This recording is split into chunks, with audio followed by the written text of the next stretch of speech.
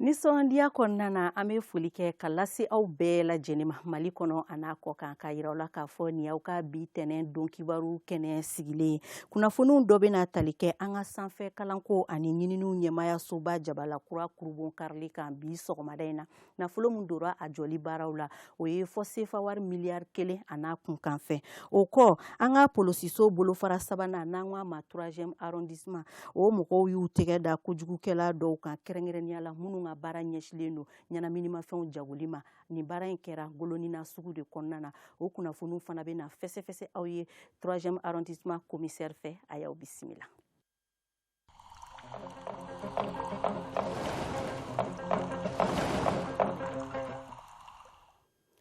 Kunnafoni daminɛna nin ye kunnafoni ye mun bɔra an ka gouvernement yɔrɔ la u ko u dusuma kasalen bɛ a yira k'a fɔ ko kabini janvier kalo tɛmɛlen kɛrɛnkɛrɛnnenya la janvier kalo tile 9 tɛmɛlen ni UEMOA ye dantɛmɛ ɲangili dɔw ta ka ɲɛsin Mali ma fo kana se an bɛ don min na i ko min bi ko sɛbɛn kɛrɛnkɛrɛnnen fosi ma ci Mali ɲɛmɔgɔw ma mun bɛ ɲangili ninnu sɛbɛntiya u ko gouvernement ko an bɛ wagati bɔ ko o gouvernement ko u bɛ ka sɛbɛn ninnu kɔnɔ UEMOA mɔgɔw bolo ko mais ko an bɛ wagati min na komi sisan ko UEMOA ma se ka ko foyi ɲɛ sɔrɔ k'a fɔ u ye ko nin de ye sɛbɛn ye mun b'a yira ko ɲangili ninnu bɛ nin sɛbɛn kɔnɔ u ko fana fɛn min ye an ka gouvernement ye ko UEMOA bɛ ka nin ɲangili min ta nin ye ka ɲɛsin an ka jamana ma ko ani tɔn sariya tɛ taga u ko u bɛ welewelemada kɛ ka ɲɛsin UEMOA tɔndenw ma ko u ka baara kɛ ni UEMOA tɔn sariyaw ye kuma kuncɛla an ka gouvernement y'a yira k'a fɔ k'olu kɔni ka dayɛlɛlen don hali bi kumaɲɔgɔnya sabatili kama bɛɛ lajɛlen ka nafasɔrɔ kama nin ye sɛbɛn mun bɔra an ka gouvernement ka kumalasela yɔrɔ colonel Abdoulaye Maïga n'ale ɲɛsilen don mara koɲɛw ma.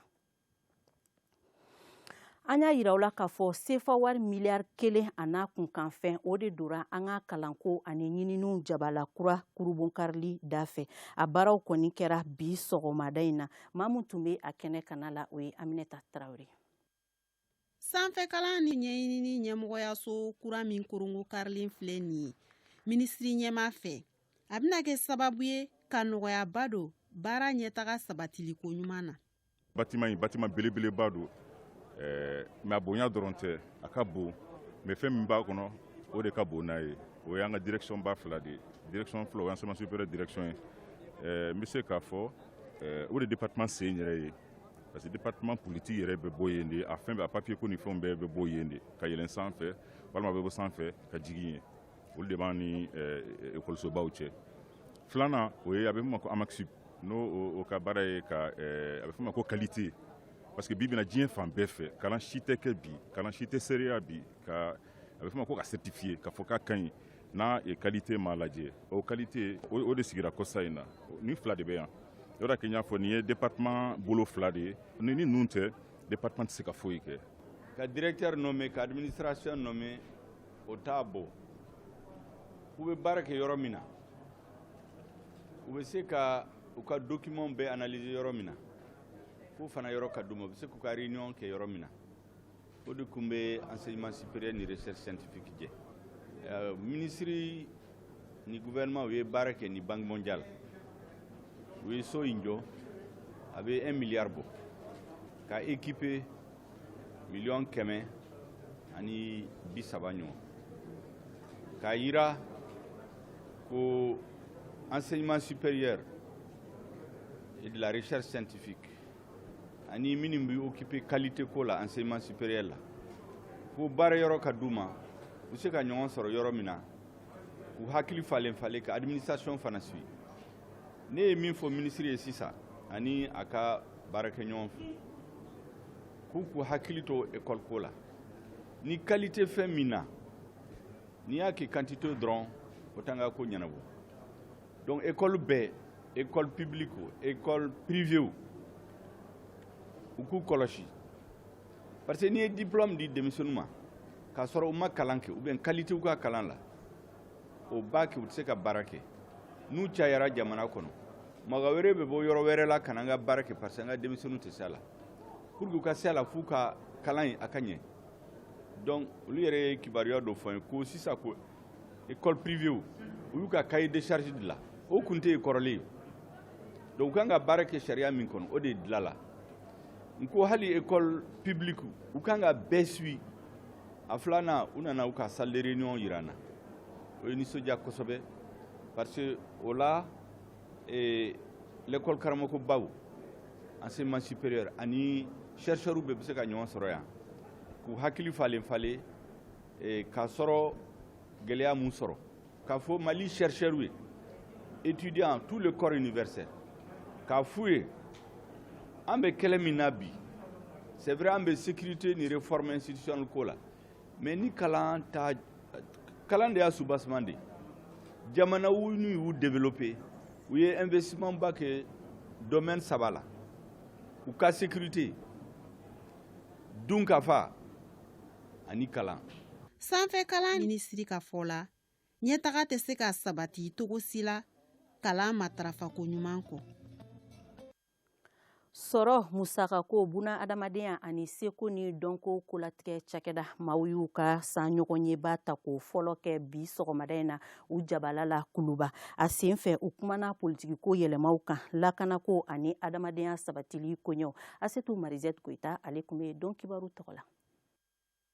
sɔrɔ ni adamadenya ani seko ni dɔnko sabatili jɛkuluba y'a ka manda 6nan lajɛ ta ko fɔlɔ kɛ bi Bamako u ka ɲɛmayaso la kuluba lajɛ in bilara hukumu min kɔnɔ o ye sɔrɔ ni adamadenya ani seko ni dɔnko jɛkuluba jɔyɔrɔ ye min ye lakanako ni politikiko yɛlɛmakuraw la landala san o san ni kalo ye n'o ye février kalo ye an dɛnɛ fɔlɔ u ka kan ka session min na a bɛ tile 15 kɛ kuma bɛ fɛn min kan a bɛɛ lajɛlen b'a dɔn k'a fɔ ko an ka jamana a bɛ tɔɔrɔ kɔnɔ ni waati jan mais waati nin ta gɛlɛya la ka tɛmɛ waati wɛrɛ ta kan sabu sanction minnu nana don a senkɔrɔ a ye kɛ ye fɛn ye min ye maliyɛnw a ye bɛɛ lajɛlen wuli k'i jɔ i sen kan a ka kan kɛ miiri ni taasi ta ka bila yɔrɔ fabala kan k'a lajɛ fɛn min kɛ kan ka kɛ yalasa lafiya bɛ se don jamanadenw ma an bɛ transition de la laɲini ye ka yɛlɛmɛ don fɛn caman na fɛn minnu bɛ san 30 in kɔnɔna na an y'a ye k'a fɔ ko an ka démocratie a bɛ kɛ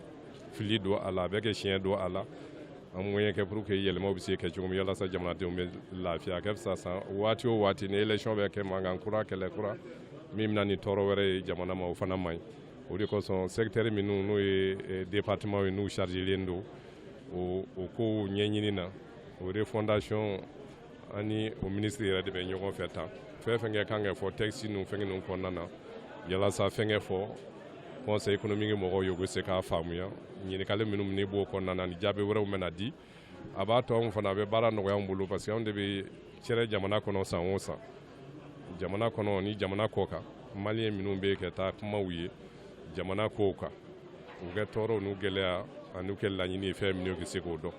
n'an ye gouvernement kɛ hakilila dɔn a kɛ laɲini ye fɛn min ye a bɛ se k'a to kuma fɔcogo a bɛ nɔgɔya an bolo sɔrɔ ni adamadenya ani seko ni dɔnko sabatiliko ɲɛnabɔli jɛkulu ɲɛmɔgɔ ka fɔ la ko nin n'a waleya ɲɔgɔnnaw kɛnɛ de bɛ jamana ni jamanadenw surunya ɲɔgɔn na jamana jɔliko la an ka minisiri mun ka baaraw ɲɛsilen don malidenw cɛlabɛnni kama colonel major Ismaël Wage ale ye kunnafoni di baro dɔ kɛnɛ sigi a kun tun ye ka ɲɛfɔli kɛ kunnafonidilaw ye a ka Itali tagama kan kunnafoni di baro in kɔfɛ an ka kunnafoni ɲinina min tun bɛ kɛnɛ kana la n'o ye Yusuf Jakite ye ale ye ɲininkali kɛ colonel major Ismaël Wage la an ka fara ɲɔgɔn kan ka o ka fɛsɛfɛsɛliw lamɛn jɛkulu dɔ sigira n'o tɔgɔ ko cas stratégie permanent depuis kalo dama dama o jɛkulu sigira mouvement signataire dɔw bɛ yen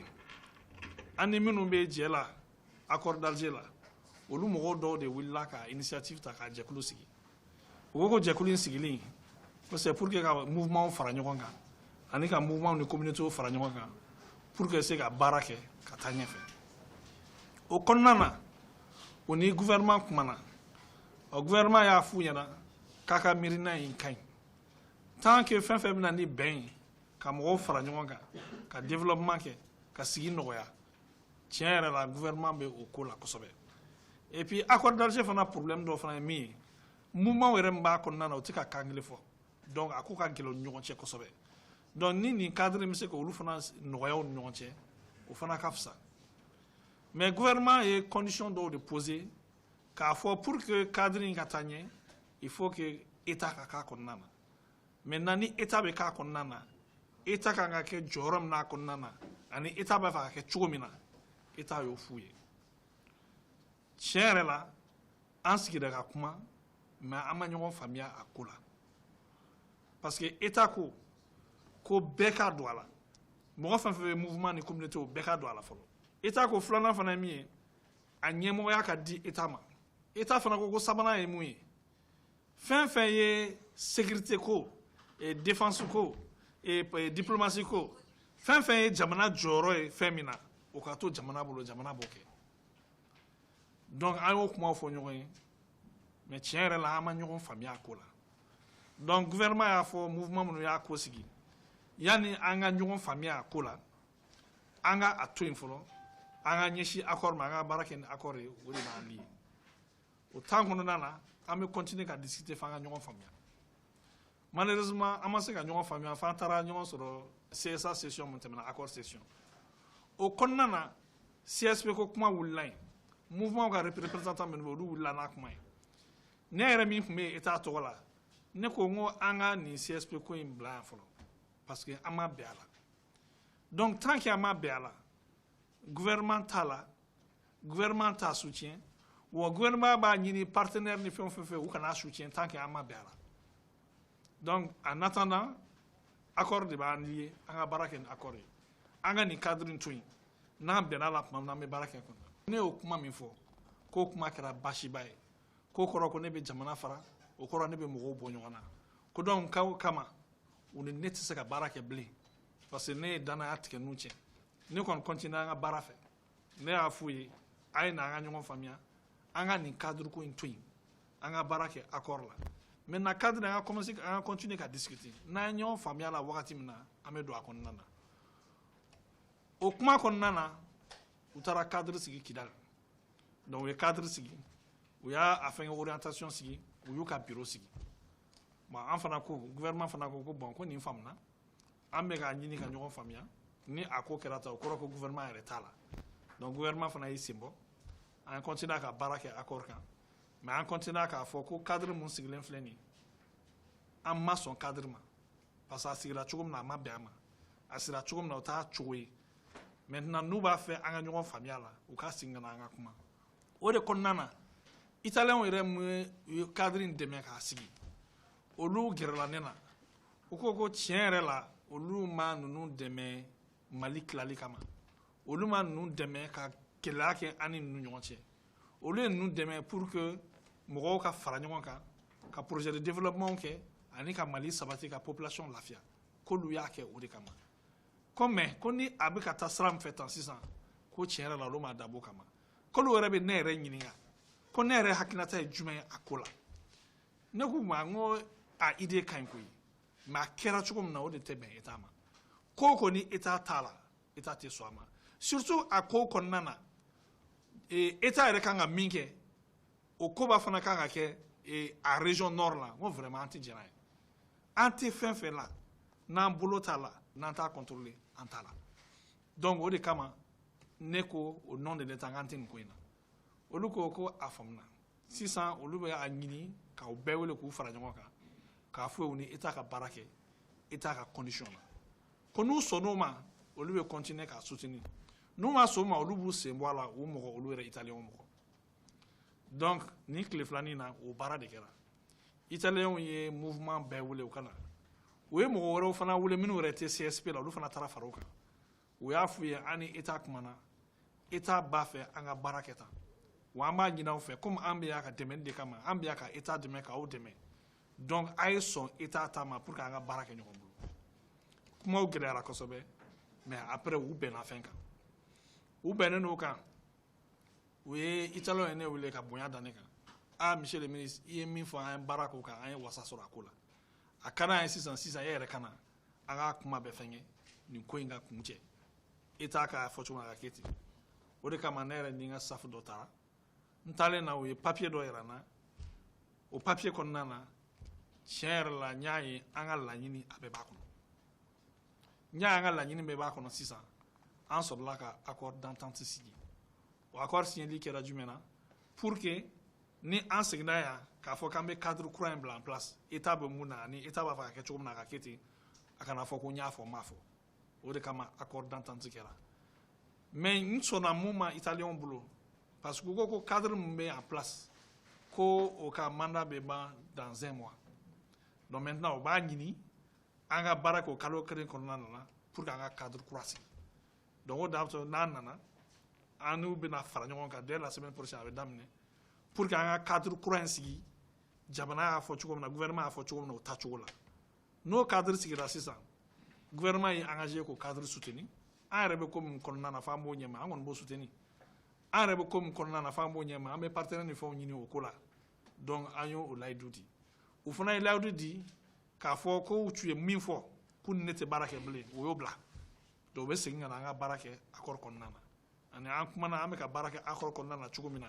i ko programme d'action gouvernementale y'a fɔ cogo min na an ka continuer ka baara kɛ ten f'an ka avancer ka jamana in sabati an n'u ka bɛn an ka ɲɔgɔn faamuya donc ne ka Italie ta tun y'o de maintenant cadre min bɛ en place min bɛ ka continuer fo kura ka sigi an tun bɛ position min kan an b'o position kelen kan an t'u soutenir an t'a la an t'a fɛ mɔgɔ wɛrɛ ka t'a la fo an n'u bɛnna cadre kura min kan an ka o bila en place état yɛrɛ bɛ min kɔnɔ ani état bɛ mun ɲɛma donc o de tun ye bi kuma ye kuma o kuma mana fɔ mun tɛ nin ye o ma fɔ Italie k'a bɔ nin kuma la kuma foyi wɛrɛ ma kɛ Italie wa kuma foyi tɛ accord d'entente nin kɔnɔ mun tɛ nin ye mun ko wɛrɛ bɛ yen mun tɛ nin kɔnɔ o ma fɔ Italie accord kɔnɔna ko o ma fɔ yen accord bɛ ta o ma fɔ yen mun fɔra Italie o ye nin cadre ni gouvernement bɛnbaliya man cɛ an ka kuma an ka bɛn sisan ala barika la an bɛnna wa an bɛnna jamana yɛrɛ y'a gouvernement de y'a fɔ k'an ka kɛ cogo min na an bɛnna o de kan. Colonel Major Ismail Wage n'ale ɲɛsilen don malidenw cɛlabɛnni kama ni tun ye a ka fɛsɛfɛsɛli ye kɛrɛnkɛrɛnnenya la a ye taama min kɛ Itali jamana kan o kɔ kɛnɛya ani buna adamadenya sabatili minisiriso mɔgɔw ka ladala bataki kɔnɔ coronavirus kunkanko la u ko ka bɛn ni bi tɛnɛndonya ye ko sɛgɛsɛgɛliw kɔfɛ coronavirus banabagatɔ kura maa 3 de yera an ka jamana kɔnɔ ni y'o fara jate kɔrɔlen kan a daminɛ don kana bila an bɛ don min na komi bi o b'a kɛ maa ba 30 ni 410 ani 10 a ye minnu sɔrɔ a daminɛ ni bi cɛ ko maa kɛnɛyalenw ka fara jate kɔrɔlen kan a daminɛ don fana ni bi cɛ ko b'a kɛ maa 26 ani maa 996 ye coronavirus daminɛ kana bila bi la maa minnu fatura ka sabu kɛ a ye an ka jamana kɔnɔ o ye maa 707 ni maa 15 ye hali bi kɛnɛya tigilamɔgɔw ko k'u b'a ɲini an kelen-kelenna bɛɛ lajɛlen fɛ k'an ka saniya walew matarafa ani fɛɛrɛ wɛrɛ minnu fɔra walasa an ka yɛrɛ na se ka kisi cogo min na coronavirus banakisɛ ma. I n'a fɔ an y'a ɲɛfɔ aw ye cogo min na kunnafoniw daminɛ na an ka polisiso bolofara 3nan n'an k'a ma 3e arrondissement o mɔgɔw y'u tɛgɛ da kojugukɛla dɔw kan kɛrɛnkɛrɛnnenya la a kɛra ngolonina sugu kɔnɔna la ni maa kofɔlen ninnu ka baara kun ɲɛsilen don an ka ɲɛnaminimafɛn n'a bɛ fɔ a ma drogue olu jagoli de ma a baara sera ka kɛ cogo di a sera ka kɛ an ka finitigiw ka wuli ka jɔ de sen fɛ n'u b'a wele ko patrouille Musa Kone ale nana an sama ni kunnafoni na. Cannabis ani furakisɛ tramadol ninnu de ɲɛnaminimafɛnw ye mun caman minɛna Bamakɔ polisiso 3nan fɛ a kɛra ngolonina sugu la sigida 2nan kɔnɔ a sɔrɔla polisiw ka sɛgɛsɛgɛli baaraw bolodacogo kura fɛ jamanadenw ni u bolofɛnw lakana hukumu kɔnɔ ka patrouille kɛ senna ka kɛ mobile la o dɔrɔn tɛ dɛ ka jigin ka yɔrɔ bɛɛ mɔ senna donc an ka ɲɛmɔgɔw de ko k'an ka to ka o don an ka baara kɔnɔ su ni tile donc an y'an to o kɔnɔna de la an taara bɔ ngolonina sugu kɔnɔna na an ye dogoyɔrɔ dɔ ye o dogoyɔrɔ kɔnɔ drogue de bɛ yen an kelen ko drogue minɛ n'a a feerebagaw minɛ an ka ɲininkaliw kɔnɔna na an nana bɔ a kan ja ko drogue in a bɛ bɔ Bamakɔ a bɛ taa sanu bɔyɔrɔ la fo Kɛngɛba donc an y'an t'o la fana an ni Kɛngɛba polisiso mɔgɔw an y'an dolo di ɲɔgɔn ma ka se ka tɛgɛ da olu fana kan minnu bɛ Kɛngɛba k'a fɔ dɔrɔn ko tiɲɛnikɛla ninnu u ka tigu u bɛ ɲɔgɔn faamuya donc an fana man ka sigi an kan an hakili to an yɛrɛ la. Jamanadenw ni u bolofɛnw lakana sabatili siraw fɛ polisi ɲɛmɔgɔyaso ye laɲiniw sigi sen kan min bɛ danaya sabati lakana tigilamɔgɔw ni dugudenw ni ɲɔgɔn cɛ ka kojugukɛlaw kɛlɛ o baara nafa dɔ de bɔlen filɛ ka yira Bamakɔ polisiso 3nan fɛ. Pour que population kana an fan fɛ kuma bɛ an ka t'u fan fɛ o la n'anu kumana an n'u ka ɲɔgɔn faamu ni min b'u kan k'o fan ye sur place o de hukumu kɔnɔ troisième année nin baara kɛ sina patrouille a ye mago ɲa an bɛ don min na ko a bɛna mago ɲa fɛnɛ donc o de kɔnɔ an bɛ directeur général de la police fo parce que ale ka directive de ye nin ye et directive min fɛnɛ a y'a accompagner ni moyen ɲɛnamaba ye n bɛ commissaire fɛnɛ n'a ka mɔgɔw fo parce que u y'a jira k'u b'u ka baara dɔn u y'a jira fɛnɛ u ka baara dɔnni kɔnɔ u bɛ sariyaw bonya u bɛ droits humains bonya sinon c'est pas facile à tilegan tɛmɛ de fɛ ka ni minɛ ni sugu kɛ donc n b'a ɲini population fɛnɛ fɛ population k'an dɛmɛ n'i y'a mɛn polisi ni population de don donc u bɛ ka min kɛ an ye hali bi u ka dɔ fara o kan donc don nataw la an bɛna mesure wɛrɛw ta an bɛna baara gɛlɛn wɛrɛw boloda hali bi min bɛ danaya sabati min b'u lakana min b'a to u bɛ t'u ka affaire la siranya foyi tɛ yen. Nin ɲɛnaminimafɛnw sɔrɔla mɔgɔ min bolo commissaire Amadu Balobo Mayiga y'a yira ko wulikajɔw bɛ sen na ka tɔw yɔrɔ ɲini nka ko jani o cɛ ko mɔgɔ fɔlɔ mun yira ko olu bɛna bila sariya tigilamɔgɔw ka bolo kan. Kunnafoni kuncɛla ni ye kunnafoni ye mun bɔra an ka gouvernement yɔrɔ la u ko u dusuma kasalen b'a yira k'a fɔ ko kabini janvier kalo tile 9 tɛmɛlen ni UEMOA ye dantɛmɛ ɲangeli dɔw ta ka ɲɛsin Mali ma fɔ kana se an bɛ don min na iko min bi ko sɛbɛn kɛrɛnkɛrɛnnen foyi ma ci Mali ɲɛmaaw ma mun bɛ ɲangeli ninnu sɛbɛntiya an ka gouvernement ko a bɛ wagati bɔ u bɛ ka sɛbɛn in makɔnɔ nka ko ɲɛ foyi ma se ka sɔrɔ a ko la UEMOA mɔgɔw bolo u ko UEMOA ka nin waleya in bɛ dankari kɛ u ka tɔn sariyaw la u ko u bɛ welewelema da kɔni kɛ ka ɲɛsin UEMOA mɔgɔw ma u k'a lajɛ u ka baara kɛ ni tɔn sariya baaraw ye kuma kuncɛla an ka gouvernement ko u ka dayɛlɛlen don kumaɲɔgɔnya sabatili kama ni tun ye sɛbɛn mun bɔra gouvernement ka kuma lasela yɔrɔ la colonel Abdoulaye Mayiga n'ale ɲɛsilen don jamana kɔnɔna mara koɲɛw ma anw filɛbagaw nin de bɛ dansigi kɛ aw ka bi tɛnɛ don kibaru la aw minnu ma se ka bɛn n'a ye a b'a sɔrɔ ORTM ka page Facebook sanfɛ walima sini sɔgɔma nɛgɛ ɲɛ 7 waati aw k'an bɛn sini ni l'heure kelen na n'Ala sɔnna.